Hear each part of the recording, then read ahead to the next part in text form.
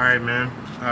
First off, I just want to thank you. I appreciate you sitting down doing this interview with me. Last thing I want to do is waste your time. So we're going to start at the very beginning. Okay. What is your name, age, and current living situation? My name is James E. Rumel. I currently am waiting to get into a house which I have purchased and own. My birthday is 1960. I'm 64. I'll be 65 in October. 65. All right. Happy early birthday. Thank you. So basically, you're out here on the streets until you get your house. Yeah. Okay. Can you tell me a little about your journey? What was life like prior to you being out here on the streets? Well, life prior to being out on the streets was, I had a nice home, and I had my 2 kids with me, and life was grand. We were all healthy and stuff. And then my wife ended up cheating on me. She committed adultery, and my daughters were 7 and 4 at the time, and we ended up divorced. And the cookie crumbles, huh? And the cookie crumbled, and then she put me through a midlife crisis. Man, I'm so sorry to hear that. And I've talked to other people on the street that have gone through something similar. Yeah. That's like a rhetorical thing out here. It's basically, it's almost similar to what a lot of people go through out here. I would say that many people who are out here on the streets have suffered a divorce or suffered some kind of incident with their spouse or significant other, which led or caused them to be out here on the streets, which is horrible. I think it's awful, and it's not right. And especially now with the new rules, like no urban camping or they're not even. It's like they're pushing homelessness to the outskirts or trying to make it exempt. Period. Well, they have to find people places to live in order to help them. 100%, I agree. Yeah, that's the only way this is going to end, It's just getting bad. I gotta ask, not that it matters or anything, are you from Arizona? I wasn't, I looked up on the computer. I believe I was adopted, but I also believe I was born on Davis Air Force Base in Tempe, Arizona, which is now in Tucson, Davis Air Force Base. Okay. And it's Williams Air Force Base now. Yeah. I have reason to believe that I was born on Davis Air Force Base. Wow. And that my real parents were not the ones I grew up with back east. Because I was not treated very well by the family I grew up with. And I left back east when I was 20 years old. I joined the Air Force when I was 18. Wow, thank you for your service.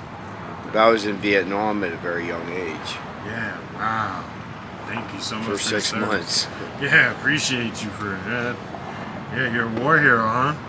Well, they say I am. Yeah. That's awesome. I mean, what's been the hardest part, being homeless for you? Well, the hardest part is sometimes it's finding food, but the other times is finding shelter where you can get good sleep. Yeah. I hear that a lot. A lot of people that are out here on the streets, they talk about walking.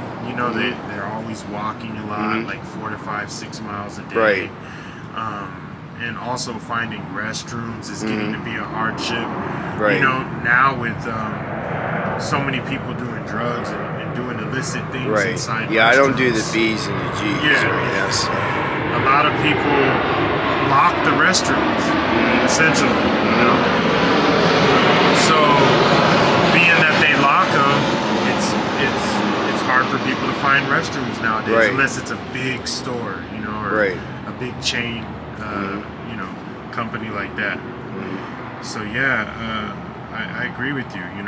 Finding food is another thing that it's hard for people. I mean, there are places that provide food, but it's not necessarily on a daily basis, or it may be once a month, or it may be 3 times a week. Or have you heard about the Hill? The Hill, I'm familiar. Yeah, the Hill is right here at Mower Park. They Mower feed, Park. Yeah, every day 6:30 or so they feed 6:30 in the morning. No, in the afternoon. Oh, and yeah, you talking about the park right over Yeah, there? yeah, 6:30 in the afternoon they serve food. yeah, Oh, I didn't know that. yeah. Every day they serve. A friend of mine named Austin from AZ Hugs. He does a good job over there, making sure those guys eat out Is there. it indoor? I mean, No, it's outdoor. So it's actually out the park. Yeah, it's a park. Yeah. Oh, okay. I didn't notice that when I was coming back here. Yeah, it's a good way to, definitely eat every day, guaranteed around that time. So. What does a typical day on the streets look like for you? Some of it's passing time, and some of it's talking to other people that have been out on the street. And other things is just taking care of some things to reassure that I won't stay out on the street. Because I've been taking care of things to make sure that I got into this house. Yeah, how'd you go about getting that? Was it a program, or how did you go about getting a place to stay? Well, I originally wanted to buy the house, and I talked to the realtor, Yeah. and I made a offer, and I signed the original escrow papers that were notarized. But the other people moved in, and they claimed that they bought the house, but that wasn't true. I bought the house. So the whole time they were in there living, paying mortgage, they were paying mortgage for a house I actually owned because I signed the escrow papers and stuff. Okay. So they were in there, and this other guy, this friend of mine, Kirk, the different Kirk, who was a veteran, I had him go to the house to live, and I'm not exactly sure what happened after that, but I know there was this one other woman at the Circle K at Broadway and Priest. She was giving him some trouble. And he paid his bill and everything, but yet they still wanted to give him trouble. He was out on the street before. Yeah. And I gave him a place to live. But he had to live with the people that were living there. And I told him that, and I'm not sure if the people that were in the house now, which are leaving because they've been evicted, and the bill collectors got on their tail end. Yeah. I don't know if they had something to do with it or not, but he ended up dying. Man, that's awful. I'm sorry about that. And I don't know if he died the way he wanted to die. Yeah. I don't think anybody dies the way they want to die, but Yeah. I get what you're saying. Yeah, that's Yeah, sad. I I'm heard sorry that he about died, that. and he was a good guy. He had a good sense of humor, all that stuff. Yeah, that's And he was awful. a veteran. Man, that's awful. Is there a particular experience you've had while homeless that stands out? I know Well, there's got to be a lot, but When I was in Phoenix, when I first got told to go to a homeless shelter, it was hot as hell in the summertime. yeah, I only there's had now. to do this one summer, Yeah. and I was at Cass, and it was Oh, miserable. man. Yeah, Cass It is was awful. miserable. Yeah. They need to change that whole The whole setup. structure of it. Yeah, The whole Cass, structure. I hear is bad. Yeah. Man, that's awful. What's it like in there? It's terrible. Well, I mean, it's a place to get cleaned up and stuff, but I mean, the security, the way they have it's not very good. They claim they can help you get a job and stuff, and usually that never really panned out. I ended up getting a job myself for Motorola by talking to Moto, the CEO. Yeah. So I do have a job, Well, that's good. Yeah. but they were paying me through Social Security, and I'm gonna have full-blown Social Security starting in October. I'll be 65, so I'll get twice as much as what I'm making now. Man, I hope it works out. For I you. had to That's pay awesome. some bills this time. That's why I'm short on money right now. Yeah. Yeah, a lot of people do that. That's kind of what happens when you're out here, you know? Yeah. If you could speak to your younger self, what would you say? My younger self, I would say I never expected to go through what I went through. Trial and You know, tribulation. with my marriage, I never expected to ever have to get divorced. You know? Yeah, I'm sorry you went through that. That's awful. It was terrible, but my daughters love me, and That's I amazing. since remarried, and she loves me very much. As a matter of fact, they're staying up the road at the Hamilton Suites. I'm a member there, Okay. and I could get in there if I wanted to, but I told her I'd just let them alone, have some peace. Yeah. Yeah. Well, that's good of you. That's nice of you, but I definitely would. You don't want to be out here. I would say. No, I Yeah. mean they'll let me in if they want me to, Okay. but All right. I just told them I'll leave them alone for now, because my wife talks to my two kids, and she has a friend that stays with them too. Oh, A good friend of hers. So there's actually 4 in the room, so they would have to have me as a guest. okay. Oh, yeah. You know how that works. Yeah, Rules. yeah. What is something you wish more people understood about being homeless? Well, I wish they would understand that there comes a time when it could happen to anybody. Ooh, that's very good. I agree with you, sir.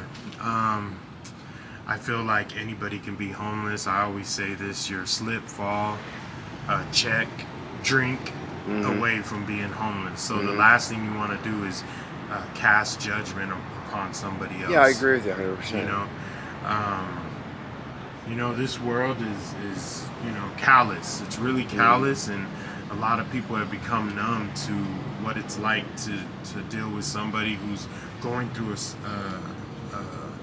a deficit or a bad situation. Right. And, it's sad. At one time in America, we used to have empathy and compassion, and just be humane to the next human. And nowadays it seems like that is left. We forgot Right. about being like that. Right. And I don't think it's cool, and I wish we could change that. So do I. I feel everyone out here is someone's child at the end of the day. And the last thing you want to do is judge somebody, I agree. You never know when it'll happen to you. So I agree 100%. yeah, that's true what you said. Is there a person or organization that has made a significant positive impact on your life since you've been home or been out here? I would say, well, the Salvation Army has, but I would say the Roman Catholic Church Okay. Shout out, yeah. and people that really care. There are good people out there that have helped. 100%. I agree. And I have learned that just because somebody goes to church doesn't mean that they're practicing what they preach. Man, very You know what I true. mean? Very true. I agree with that. What advice would you give someone going through a hard time? I would say think positive and look forward, but do the things you know that you need to do to get your head above water. Wow, that's good. What is the most common reason you see for people ending up homeless? The most common reason? I think a lot of it has to do with divorce. I've seen divorce and midlife crisis. Very true. I would also say SMI. SMI, yeah, to I some would people. say, To some people, they use the drugs, stuff yeah, like the that. B's and the G's. I've seen that affect some people. 100%. What are your hopes for the future? My hope for the future is to live happily ever after with my new wife, and she's pregnant, and That's awesome. I hope at the age of 65, I can still have children. that's man.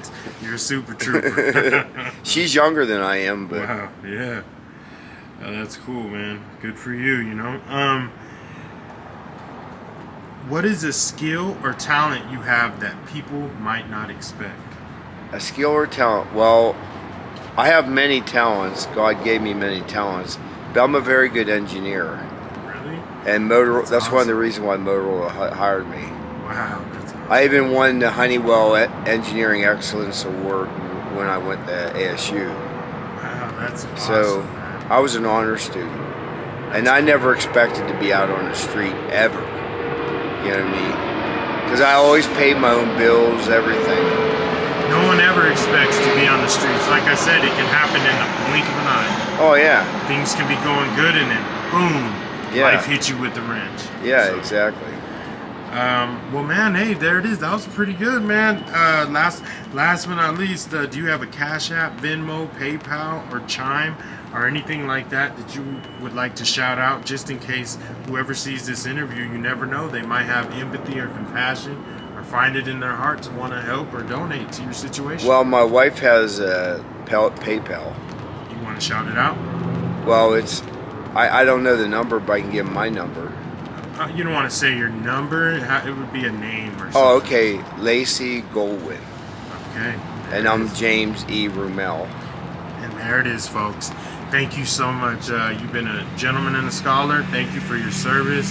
And I hope, when you get your house, everything goes good for you, man. I hope that you just continue to do good and